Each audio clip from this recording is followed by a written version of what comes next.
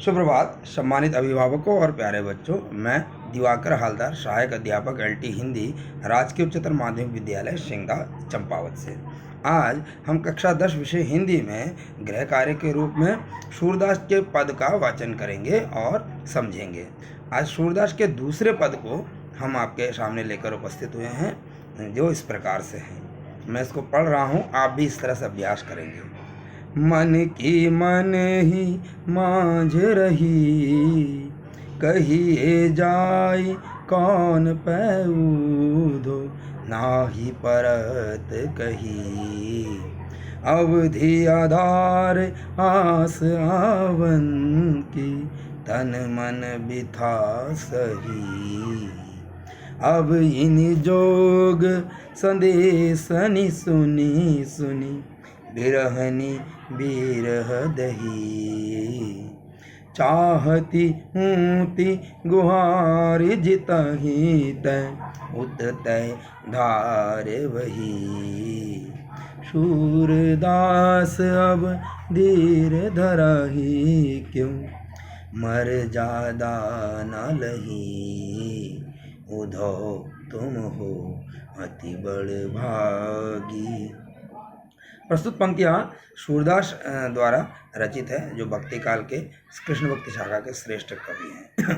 प्रस्तुत कविता में जो मुख्य मुख्य शब्द हैं, जैसे मांझ, मांझ का अर्थ है मध्य में, आधार का अर्थ है आधार, आस का अर्थ है आशा, आवन का अर्थ है आगमन, बिथा मतलब व्यथा, विरहिणी मतलब है वियोग में जीने वाली। इस तरह से धार का मतलब योग की प्रबल धारा, धीर मतलब धैर्य, मर्यादा मतलब मर्यादा या मान प्रतिष्ठा, गुहारी मतलब रक्षा के लिए पुकारना इत्यादि कठिन शब्दों को आप अपने उत्तर पुस्तिका में लिखेंगे, बहुत साफ साफ और शुद्धता के साथ। प्रस्तुत पंक्तियों के माध्यम से कवि सूरदास जी कहना चाहते हैं कि गोपियाँ उद्धव से इस रूप में अपने मन की व्यथा कह रही हैं कि हे उद्धव, हमने तो सोचा था कि हमारे श्याम सुंदर शीघ्र ही हमारे पास लौट आएंगे और हम उनके साथ रास रचाकर अपने इस दुख को भूल जाएंगे, किंतु तुमने जो यह संदेश सुनाया है योग का, उसको सुनकर तो हमारी यह लालसा हमारे मन में ही रह गई। अब हम अपने मन की व्यथा किससे जाकर कहें, क्योंकि हमसे तो अब कुछ कहते ही नहीं बनता। हमने अब तक अपने शरीर और अपने मन की समस्त व्यथाओं को इस आशा के साथ सहन किया कि अपने प्रवास की अवधि समाप्त करके श्री कृष्ण शीघ्र ही लौट आएंगे, किंतु तुम्हारे योग के संदेश को सुनकर तो हमारी आशा का आधार ही समाप्त हो गया, जिस कारण हम विरहिणी कृष्ण के विरह में जली जा रही हैं। हम अब तक जिस कृष्ण को अपनी रक्षा के लिए पुकारती रही थी, अब तो वह वहीं से दुख की धारा बहने लगी है। सूरदास जी की गोपियाँ कहती हैं कि अब हम धीरज रखकर क्या करेंगी, जब किसी प्रकार की कोई मर्यादा ही नहीं रही। भाव यह है कि यह विश्वास कि श्री कृष्ण हमारे दुखों को दूर कर देंगे, पर अब तो श्री कृष्ण ने उल्टा ही हमें योग का उपदेश भिजवाया है। अब हमारी रक्षा का सहारा कौन है हे उद्धव?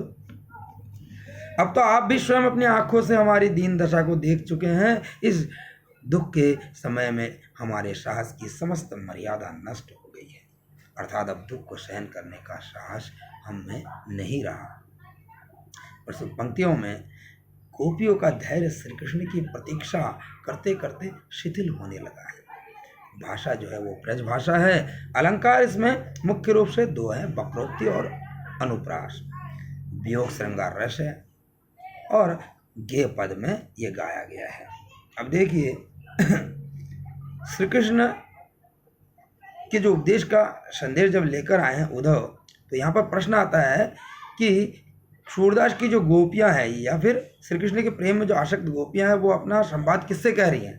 तो उत्तर होगा, गोपियाँ अपने मन की व्यथा उद्धव जी से कह रही हैं। ठीक, अच्छा, श्री कृष्ण ने किसके माध्यम से गोपियों को योग का संदेश भिजवाया? तो इसका उत्तर होगा, श्री कृष्ण ने उद्धव के माध्यम से गोपियों को अपने योग का संदेश भिजवाया। इस तरह से आप इन प्रश्नों के उत्तर सहित भावार्थ को अपनी उत्तर पुस्तिका में लिखेंगे और याद करेंगे। बहुत बहुत धन्यवाद। आपका दिन शुभ हो।